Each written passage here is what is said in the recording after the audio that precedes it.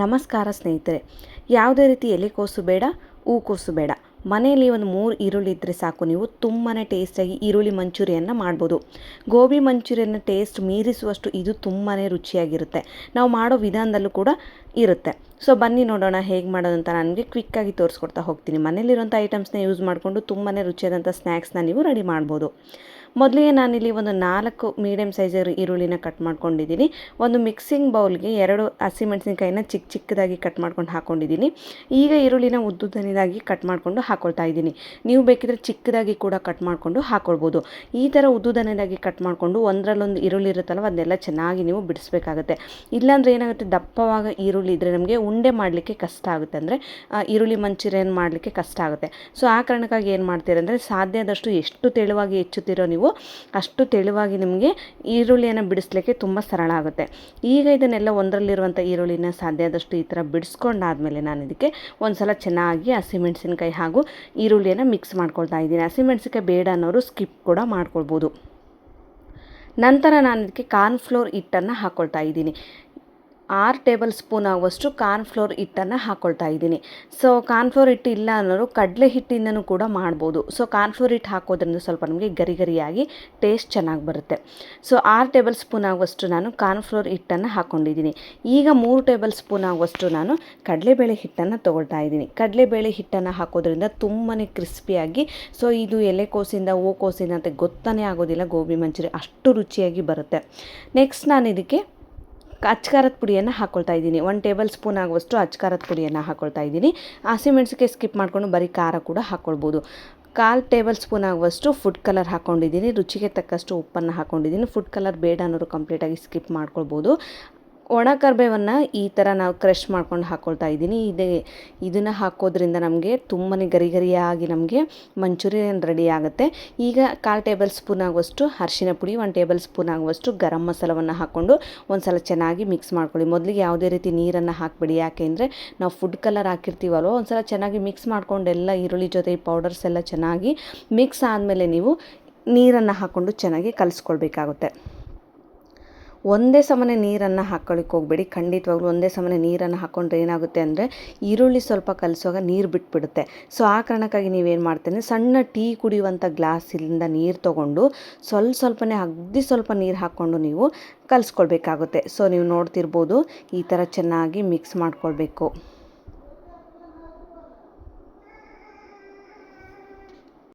ನೀವು ಬೇಕಿದ್ದರೆ ಇದಕ್ಕೆ ಕಾರ್ನ್ಫ್ಲೋರ್ ಹಿಟ್ಟು ಇಲ್ಲ ಅನ್ನೋರು ಅಕ್ಕಿ ಹಿಟ್ಟು ಕೂಡ ಹಾಕ್ಕೊಂಡು ಮಾಡ್ಬೋದು.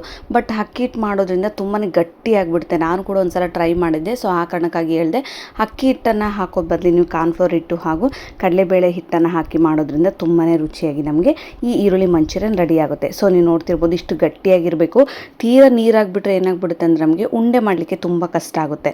ಸೊ ನೋಡಿ, ಈಗ ನಾನು ಉಂಡೆ ಮಾಡಿ ನಿಮಗೊಂದು ತೋರಿಸ್ತಾ ಇದ್ದೀನಿ. ಉಂಡೆ ಮಾಡೋ ಹದಕ್ಕಿದ್ರೆ ಸಾಕು. ನಿಮಗೇನಾದರೂ ಸ್ವಲ್ಪ ನೀರು ಜಾಸ್ತಿ ಆಯಿತು ಅಂದರೆ ಸ್ವಲ್ಪ ಕಡಲೆಬೇಳೆ ಹಿಟ್ಟನ್ನು ಹಾಕೊಂಡ್ಬಿಟ್ರೆ ತುಂಬ ಚೆನ್ನಾಗಿ ಬರುತ್ತೆ. ನೋಡಿ, ಈ ಥರ ನೀವು ಮೊದಲಿಗೆ ಈ ಥರ ಉಂಡೆ ಮಾಡ್ಕೊಂಡು ನೋಡಿ. ಪರ್ಫೆಕ್ಟ್ ಆಯಿತು ಅಂದರೆ ಯಾವುದೇ ರೀತಿ ಹಿಟ್ಟನ್ನು ಮಿಕ್ಸ್ ಮಾಡಬೇಡಿ. ಇಲ್ಲ ಸ್ವಲ್ಪ ಉಂಡೆ ಮಾಡಲಿಕ್ಕೆ ಹೋದರೆ ತುಂಬ ಅಳ್ಕೊಂಬಿಡುತ್ತೆ ಅನ್ನೋರು ಇನ್ನೂ ಸ್ವಲ್ಪ ಕಡಲೆ ಹಿಟ್ಟನ್ನು ಹಾಕ್ಕೊಂಡು ನೀವು ಚೆನ್ನಾಗಿ ಮಿಕ್ಸ್ ಮಾಡ್ಕೊಳ್ಬೇಕು. ಸೊ ಇದನ್ನು ಒಂದು ಅರ್ಧ ಗಂಟೆ ಚೆನ್ನಾಗಿ ನೆನೆಸಿಡಿ. ಒಂದು ಅರ್ಧ ಗಂಟೆ ಆದಮೇಲೆ ನಾನೀಗ ತೋರಿಸ್ತಾ ಇದ್ದೀನಿ ನೋಡಿ. ಮೊದಲಿಗೆ ಒಂದು ಪ್ಲೇಟ್ಗೆ ಈ ಥರ ಉಂಡೆ ಮಾಡಿಕೊಂಡು ಈಗ ಎಣ್ಣೆ ಬಿಸಿ ಆಗಲಿಕ್ಕೆ ಇಟ್ಬಿಡಿ. ಇದು ನಾವು ಚೆನ್ನಾಗಿ ಉಂಡೆ ಮಾಡಿಕೊಂಡು ಒಂದು ಪ್ಲೇಟ್ಗೆ ಟ್ರಾನ್ಸ್ಫರ್ ಮಾಡ್ಕೊಳ್ಳೋಷ್ಟಿಗೆ ನಮಗೆ ಎಣ್ಣೆ ಕೂಡ ತುಂಬ ಚೆನ್ನಾಗಿ ಬಿಸಿ ಆಗುತ್ತೆ. ಸೊ ನೋಡಿ, ಈರುಳ್ಳಿ ಮಂಚೂರಿಯನ್ ಯಾವುದೇ ರೀತಿ ಅರಳೋದಿಲ್ಲ. ಯಾಕೆಂದರೆ ಕೆಲವೊಂದು ಸಲ ಹಿಟ್ಟು ಕಡಿಮೆ ಆದಾಗ ಏನಾಗ್ಬಿಡುತ್ತೆ ಅಂದರೆ ಈರುಳ್ಳಿ ಮಂಚೂರಿಯನ್ ಈ ಥರ ನಾವು ಉಂಡೆ ಮಾಡಿದಾಗ ಅರಳ್ಬಿಡುತ್ತೆ. ಆ ಥರ ಅರಳಬಾರ್ದು ಅಂದರೆ ನೀವು ಹಿಟ್ಟನ್ನು ಪರ್ಫೆಕ್ಟಾಗಿ ಚೆನ್ನಾಗಿ ಗಟ್ಟಿಯಾಗಿ ನಾದ್ಕೊಂಡು ಹಾಕ್ಕೊಳ್ಬೇಕಾಗುತ್ತೆ. ಈ ಥರ ಉಂಡೆ ಮಾಡ್ಕೊಂಡು ಹಾಕೊಳ್ಳೋದು ನಮಗೆ ತುಂಬ ಕ್ವಿಕ್ ಆಗುತ್ತೆ. ಯಾಕೆಂದರೆ ಒನ್ ಬೈ ಒನ್ ಎಣ್ಣೆಯಲ್ಲಿ ಬಿಡೋಷ್ಟ್ರಿಗೆ ಒಂದು ರೋಸ್ಟ್ ಆಗಿಬಿಡುತ್ತೆ. ಈ ಥರ ಉಂಡೆ ಮಾಡ್ಕೊಂಡು ಹಾಕೊಳ್ಳೋಷ್ಟ್ರಿಗೆ ಏನಾಗ್ಬಿಡುತ್ತೆ, ತುಂಬ ಟೈಮ್ ಹಿಡಿದ್ಬಿಡುತ್ತೆ.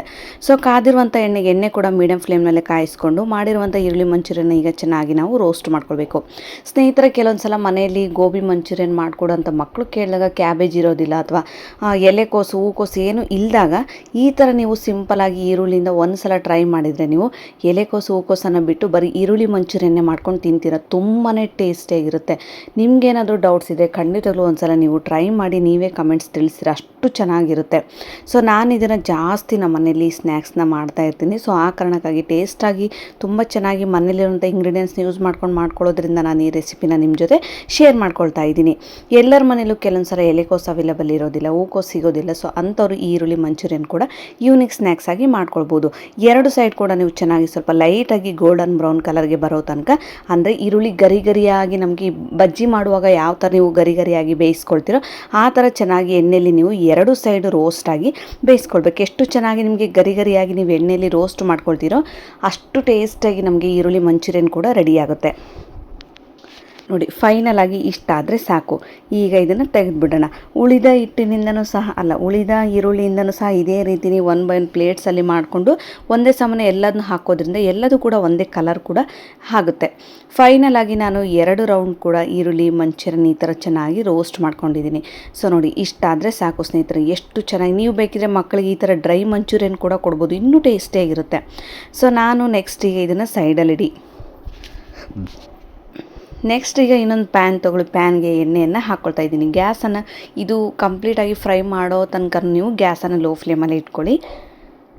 ಸ್ವಲ್ಪ ಚಿಕ್ಕದಾಗಿ ಕಟ್ ಮಾಡಿ ಇರುವಂಥ ಈರುಳ್ಳಿಯನ್ನು ಫ್ಲೇವರ್ಗೆ ಮಾತ್ರ ಹಾಕ್ಕೊಳ್ತಾ ಇದ್ದೀನಿ. ಸೊ ಈರುಳ್ಳಿ ಫ್ಲೇವರ್ ಬೇಡ ಅನ್ನೋದು ಸ್ಕಿಪ್ ಕೂಡ ಮಾಡ್ಕೊಳ್ಬೋದು. ಈರುಳ್ಳಿಯನ್ನು ಹಾಕಿ ಒಂದು ಸಲ ಚೆನ್ನಾಗಿ ಮಿಕ್ಸ್ ಮಾಡಿ ಆದಮೇಲೆ ಶುಂಠಿ ಬೆಳ್ಳುಳ್ಳಿ ಪೇಸ್ಟನ್ನು ಈ ರೀತಿ ಸ್ವಲ್ಪ ಒಳ್ಳಿನಲ್ಲಿ ಜಜ್ಕೊಂಡು ಹಾಕ್ಕೊಳ್ತಾ ಇದ್ದೀನಿ. ಒಂದು ಸಲ ಇದನ್ನು ಚೆನ್ನಾಗಿ ಮಿಕ್ಸ್ ಮಾಡಿಕೊಂಡು ಹಸಿ ಸ್ಮೆಲ್ ಹೋಗೋ ತನಕ ನೀವು ಚೆನ್ನಾಗಿ ಫ್ರೈ ಮಾಡ್ಕೊಳ್ಬೇಕು. ಹಸಿ ಸ್ಮೆಲ್ ಹೋಗೋ ತನಕ ಫ್ರೈ ಮಾಡಿಕೊಂಡ್ರೆ ಮಂಚೂರಿಯನ್ ತುಂಬ ಫ್ಲೇವರ್ ಚೆನ್ನಾಗಿರುತ್ತೆ. ಈಗ ಸ್ವಲ್ಪ ಕೊತ್ತಂಬರಿ ಸೊಪ್ಪನ್ನು ಹಾಕ್ಕೊಂಡು ಒಂದು ಸಲ ಚೆನ್ನಾಗಿ ಮಿಕ್ಸ್ ಮಾಡ್ಕೊಳ್ತಾ ಇದ್ದೀನಿ. ಗ್ಯಾಸನ್ನು ಕಂಪ್ಲೀಟಾಗಿ ಲೋ ಫ್ಲೇಮಲ್ಲಿ ಇಟ್ಕೊಳ್ಳಿ. 1 ಟೇಬಲ್ ಸ್ಪೂನ್ ಆಗೋಷ್ಟು ಸೋಯಾ ಸಾಸನ್ನು ಹಾಕ್ಕೊಳ್ತಾ ಇದ್ದೀನಿ. ಸೋಯಾ ಸಾಸ್ ಇಲ್ಲ ಅನ್ನೋರು ಕಂಪ್ಲೀಟಾಗಿ ಸ್ಕಿಪ್ ಮಾಡ್ಬೋದು. ಇದು ಜಸ್ಟ್ ನಾನು ಫ್ಲೇವರ್ಗೆ ಮಾತ್ರ ಹಾಕ್ಕೊಂಡಿರೋದು. ಇದೆಲ್ಲ ಚೆನ್ನಾಗಿ ಮಿಕ್ಸ್ ಮಾಡ್ಕೊಂಡು ಆದಮೇಲೆ ನಾನೀಗ ಟೊಮೆಟೊ ಕೆಚಪ್ಪನ್ನು ಹಾಕ್ಕೊಳ್ತಾ ಇದ್ದೀನಿ. ಒಂದು 5 ರಿಂದ 6 ಟೇಬಲ್ ಸ್ಪೂನ್ ಆಗುವಷ್ಟು. ನಾನು 2 ರೌಂಡ್ ಮಾಡಿರುವಂಥ ಈರುಳ್ಳಿ ಮಂಚೂರಿಯನ್ನ ಒಂದೇ ತವಾದಲ್ಲಿ ಫ್ರೈ ಮಾಡ್ಕೊಳ್ಳೋದ್ರಿಂದ ಸ್ವಲ್ಪ ನಾನು ಟೊಮೆಟೊ ಕೆಚಪ್ಪನ್ನು ಜಾಸ್ತಿ ಹಾಕ್ಕೊಂಡಿದ್ದೀನಿ. ಈಗ ಒಂದು ಸಲ ಚೆನ್ನಾಗಿ ಮಿಕ್ಸ್ ಮಾಡಿಕೊಂಡು ನೋಡಿ, ಈಗ ಸ್ವಲ್ಪ ಗಟ್ಟಿ ಥರ ಆಗಬೇಕದು. ಆದಮೇಲೆ ರೆಡಿ ಮಾಡಿ ಇಟ್ಕೊಂಡಿರೋಂಥ ಮಂಚೂರಿಯನ್ನ ಇದಕ್ಕೆ ಹಾಕ್ಬಿಟ್ರೆ ಸಾಕು ಸ್ನೇಹಿತರೆ. ಯಾವುದೇ ರೀತಿ ನೀವು ಚಾಟ್ ಮಸಾಲ ಹಾಕೋದು ಬೇಡ, ಗರಂ ಮಸಾಲ ಹಾಕೋದು ಬೇಡ, ವಿನೆಗರ್ ಬೇಡ. ತುಂಬಾ ಟೇಸ್ಟಿಯಾಗಿ ಜಸ್ಟ್ ಒಂದು 3 ಇಂಗ್ರೀಡಿಯೆಂಟ್ಸ್ ಇಂದ ನೀವು ಫ್ರೈ ಮಾಡಿಕೊಂಡ್ರೆ ತುಂಬಾ ಟೇಸ್ಟಿಯಾಗಿ ನೀವು ಈರುಳ್ಳಿ ಮಂಚೂರಿಯನ್ ಕೂಡ ಮಾಡ್ಕೊಳ್ಬೋದು. ಗ್ಯಾಸನ್ನು ಲೋ ಫ್ಲೇಮಲ್ಲೇ ಇಟ್ಕೊಂಡು ನಾವು ಹಾಕಿರುವಂಥ ಸಾಸ್ ಎಲ್ಲ ಮಂಚೂರಿಯನ್ಗೆ ಚೆನ್ನಾಗಿ ಹೊರ್ಕೊಳ್ಳೋ ಥರ ನೀವು ಮಿಕ್ಸ್ ಮಾಡ್ಕೊಳ್ಬೇಕು. ಸೊ ನೋಡಿ, ಇಷ್ಟ ಆದರೆ ಸಾಕು. ಈಗ ಗ್ಯಾಸನ್ನು ಆಫ್ ಮಾಡ್ಕೊಂಬಿಡಿ. ನೋಡಿ, ಈಗ ಗ್ಯಾಸನ್ನು ಆಫ್ ಮಾಡ್ಕೊಂಬಿಡಿ. ಇಷ್ಟೇ ಸ್ನೇಹಿತರೆ. ಸೊ ನೋಡಿ, ಈಗ ನಾನು ಒಂದು ಪ್ಲೇಟ್ಗೂ ಕೂಡ ನಿಮಗೆ ಟ್ರಾನ್ಸ್ಫರ್ ಮಾಡಿ ತೋರಿಸ್ತಾ ಇದ್ದೀನಿ. ಎಷ್ಟು ಟೇಸ್ಟಿಯಾಗಿ ತುಂಬಾ ಕ್ರಿಸ್ಪಿಯಾಗಿ ಒಳಗಡೆ ಕೂಡ ತುಂಬ ಸ್ಪೈಸಿಯಾಗಿ ನಮಗೆ ಈರುಳ್ಳಿ ಮಂಚೂರಿಯನ್ ಕೂಡ ರೆಡಿ ಆಯಿತು. ಇದಕ್ಕೆ ಮೇಲೆ ಸ್ವಲ್ಪ ಈರುಳ್ಳಿ ಕೊತ್ತಂಬರಿ ಸೊಪ್ಪನ್ನು ಹಾಕಿದರೆ ಸಾಕು, ಒಂದು ಒಳ್ಳೆ ಯೂನಿಕ್ ಸ್ನ್ಯಾಕ್ಸ್ ಕೂಡ ನಿಮಗೆ ರೆಡಿ ಆಗುತ್ತೆ. ನೀವೇನಾದರೂ ಟ್ರೈ ಮಾಡಿಲ್ಲ ಅಂದರೆ ಒಂದು ಸಲ ಟ್ರೈ ಮಾಡಿದರೆ ನನಗೆ ಫೀಡ್ಬ್ಯಾಕ್ ಮೂಲಕ ತಿಳಿಸಿ. ಇನ್ನೂ ನನ್ನ ಚಾನಲ್ಗೆ ಸಬ್ಸ್ಕ್ರೈಬ್ ಆಗಿಲ್ಲ ಅಂದರೆ ಲೈಕ್ ಮಾಡಿ, ಶೇರ್ ಮಾಡಿ ಹಾಗೂ ಸಬ್ಸ್ಕ್ರೈಬ್ ಮಾಡೋದನ್ನು ಮಾತ್ರ ಮರಿಬೇಡಿ. ಸಿಗೋಣ ಮತ್ತೆ ಮುಂದಿನ ವೀಡಿಯೋದಲ್ಲಿ. ಧನ್ಯವಾದಗಳು ಸ್ನೇಹಿತರೆ.